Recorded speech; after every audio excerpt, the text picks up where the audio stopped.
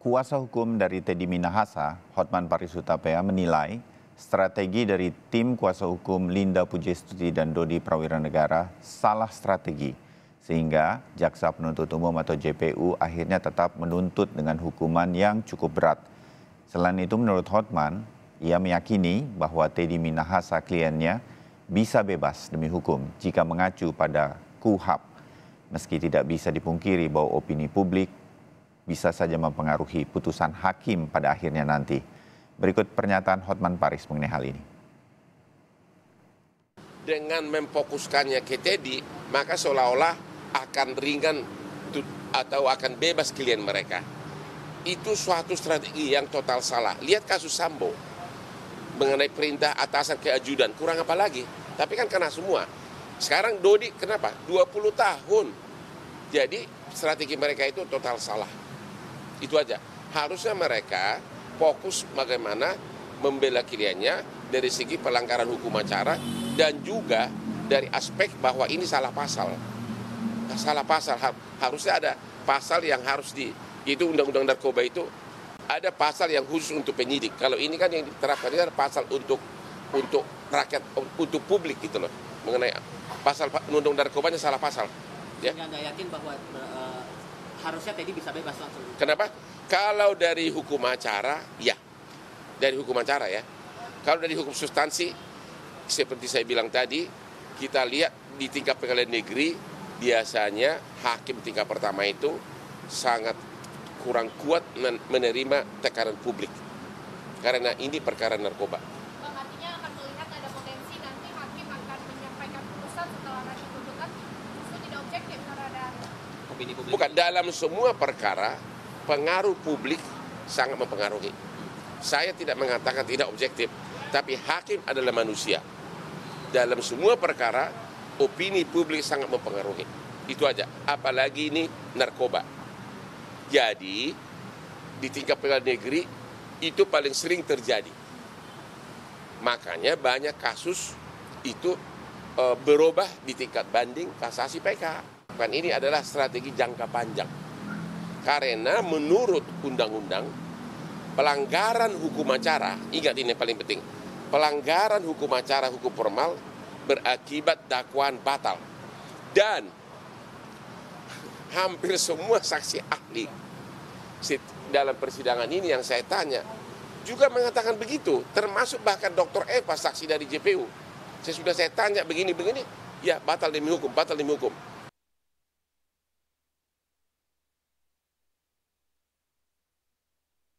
Di Breaking News Kompas TV kali ini, Heri Firmansyah, pakar hukum pidana, dan Bambang Rukminto, pengamat kepolisian dari ISES. Mas Heri, kalau kita dengar keterangan dari Hotman Paris tadi, saya ingin lebih jauh sedikit kepada Anda bahwa menurut Hotman Paris, ini salah pasal yang diterapkan oleh Jaksa Penuntut Umum dalam persidangan kali ini untuk Teddy Minahasa.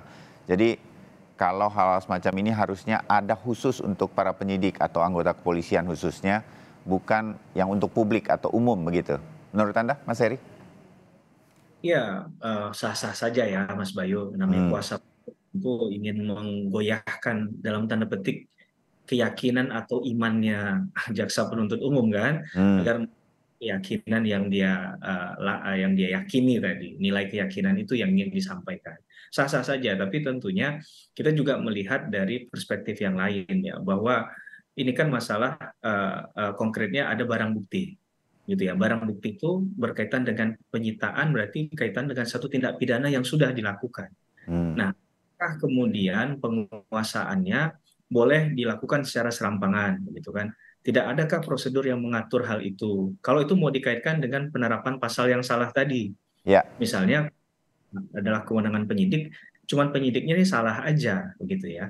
Nah, salahnya ini salah yang bagaimana dulu? Harus kita teliti lagi, apakah administratif, apakah berpotensi pidana? Nah, itu harus kita pilih-pilih juga. Nah, kan dalam konteks ada pemisahan atau pengambilan sejumlah barang bukti yang digunakan untuk satu tindak pidana, ini kan yang kita sayangkan sebenarnya ada jangka waktu yang agak longgar di sana ya, yang berpotensi status quo dari barang bukti itu bisa tidak orisinil lagi, baik dari maupun kualitas misalnya kan. Nah ini kan yang perlu dipahami dalam kasusnya Teddy Minahasa agar ke depan ada perbaikan. Apakah perlu juga ada koordinasi antar instansi begitu ya, antara misalnya pelimpahan dari penyidik ke kejaksaan, dari penyidik kepolisian ke kejaksaan juga memastikan bahwa orisinalitasnya itu ada dan ditempatkan di mana, apalagi barang bukti yang berpotensi besar dampaknya kalau sampai lalai menjaganya, Mas Bayu. Lalai saja bahaya, apalagi dengan kesengajaan Ya, menghilangkan atau kemudian menyelewengkan barang bukti ini. Nah, kalau ada unsur kesengajaan, menurut saya tidak patut lagi itu dibelokkan pasalnya. Menurut saya ya, secara dan saya ini. Tapi kalau memang itu ada kelalaian, mungkin secara prosedural dia, secara administrasi saja. Nah, tapi ketika kalau kita kaitkan dengan alur kasus ini, barang bukti itu kalau tidak salah ada di Sumatera Barat, begitu kan, dibawa melintas wilayah ke wilayah hukum yang lain, apakah mohon maaf sudah dapat permit nggak? Ada permisi dulu nggak ke wilayah hukum yang lain ini secara hukumnya tadi? Nah, kalau ada komunikasi yang dibangun, sangat mungkin ini adalah satu hal yang dapat dibenarkan tadi ya. Walaupun kita nggak tahu nih proses barang bukti tadi itu sudah benar-benar bersih status quo-nya atau tidak. Kan begitu. Nah, ketika itu sudah dipindahkan dan tidak ada permisi dengan yang lain, dan itu sifatnya tertutup, misalnya dalam sprindik hanya bisa melibatkan satu orang saja, untuk perkara yang lumayan besar, misalnya dengan menggunakan barang bukti yang besar, ya, bahkan itu dampak bencananya, kalau sampai semuanya terjual dan dikonsumsi, mungkin nggak dapat dibayangkan seperti apa ya Mas Bayu ya, luar ya. biasa dari dampak dengan hal itu. Nah ini yang menurut saya jadi challenge-nya ketika ada bangunan berpikir Bang Hotman tadi yang mengatakan bahwa ini adalah pasalnya tidak tepat, tapi kemudian ketika dikaitkan dengan kasus fakta hukumnya, ini bisa berbeda tafsirannya Mas Bayu. Ya. Nah, sehingga bangunan dari tafsiran ini tergantung dari siapa yang membangun hal itu ya. Apakah kalau dia membangunnya dari karena ini hanya masalah penyidik yang lalai lah secara tapi lihat tadi berkaitan dengan pemusnahan barang bukti misalnya. Ini kan juga harus jadi catatan penting dalam penegakan hukum ke depan khususnya tindak pidana narkotika ya agar Ya. kejadian ini tidak terulang Mas Bayu. Iya. Kita tidak peduli hasil akhirnya apa, putusannya kita serahkan kepada hakim. Kalau saya pribadi menyatakan itu ya. Iya. Tapi yang ingin kita katakan adalah pemusnahan barang bukti ini juga harus rigid, harus dilakukan secara konsekuen oleh masing-masing aparat penegak hukum yang diberikan amanah untuk menjaga barang bukti ini atau memusnahkannya. Jangan sampai tidak ada batasan waktu misalnya pemusnahan barang bukti tadi.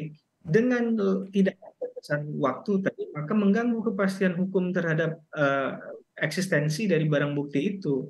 Nah, ini yang kemudian ada potensi misalnya penyalahgunaan atau ada mohon maaf oknum yang nakal. Kita nggak bilang semua ya, tapi oknum yang nakal yang kemudian menggunakan untuk kepentingan personal atau pribadi. Nah, ini yang sungguh disayangkan, Mas Bayu. Iya, oke. Terbayang, Mas Heri. Nah, Mas Bambang, lepas dari pasal-pasal pas atau tidak dan lain-lain tadi sudah dijelaskan Mas Heri, nanti ini semua akan menjadi pertimbangan dari stakeholder di persidangan lah ya, apalagi nanti akan dipertimbangkan oleh majelis hakim. Tapi tadi dikatakan juga oleh Hotman Paris sebagai kuasa hukum Teddy Minahasa, opini publik itu memang susah dilawan katanya dan sangat mempengaruhi. Nah, opini publik inilah kalau ISIS melihat peran para perwira polisi ini, ada Dodi Prawira Negara dan juga apalagi ada Irjen Teddy Minahasa. Nah ini sudah terbangun sedemikian rupa dan di dalam persidangan ini saya juga melihat samakah dengan saya, kalau saya boleh menempatkan, saya tuh bisa jadi sebagai anggota masyarakat, nggak terlalu peduli hukumnya pas atau tidak, tapi a priori kita terhadap kepolisian tuh agak, boleh saya bilang, agak kurang percaya nih jadinya ya kan Mas Bambang, berkaitan dengan ini kita perang yang sangat panjang, mungkin tidak akan pernah berakhir terhadap narkoba, tapi ini sudah tercederai begitu, kalau boleh saya menyatakan itu. Mas Bambang? Ya, benar yang disampaikan Mas Bayu dan saya menggarisbawahi apa yang disampaikan juga oleh Mas Heri tadi ya, terkait dengan Ya. prosedur Betul. prosedur terkait dengan persidangan, terus pembuktian ya di dalam persidangan itu tadi, kemudian juga terkait dengan prosedur pengolahan barang bukti di dalam penyidikan kepolisian seperti itu. Saya melihat memang upaya-upaya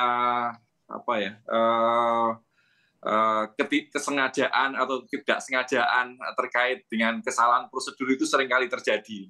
Alasan ketidaksengajaan yang mungkin seringkali disampaikan oleh kepolisian atau pihak-pihak yang membela para pelaku kejahatan gitu. Makanya ini penting sekali bagaimana membangun tata kelola pemberantasan pencegahan dan pemberantasan narkoba ya. Karena kalau melihat barang bukti ini bisa bergerak bebas itu menjadi sangat salah kaprah sekali itu.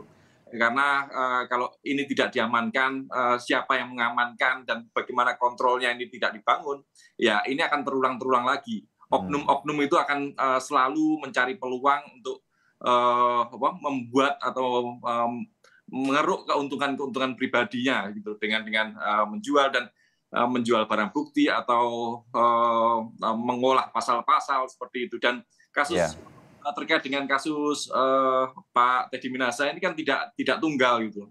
Kasus-kasus yang serupa juga terulang di beberapa waktu yang lalu, 2 minggu yang terakhir ini. Dua orang anggota kepolisian di Surabaya misalnya ditangkap juga mengedarkan menjual barang bukti di salah satu Polres seperti itu. Ini akan terulang lagi kalau kontrol itu tidak segera dibangun seperti itu, Mas Bayu. Ya, setuju. Yang tadi Mas Heri juga singgung, bagaimana barang bukti disimpan, bagaimana pemusnahannya, mungkin harus ada pengawasan yang lebih ketat lagi. Bahasa saya kalau perlu transparan begitu sehingga nggak bisa lagi memperkecil resiko-resiko hal ini terjadi lagi. Saya setuju untuk itu dan momentum persidangan ini mudah-mudahan menjadi perbaikan.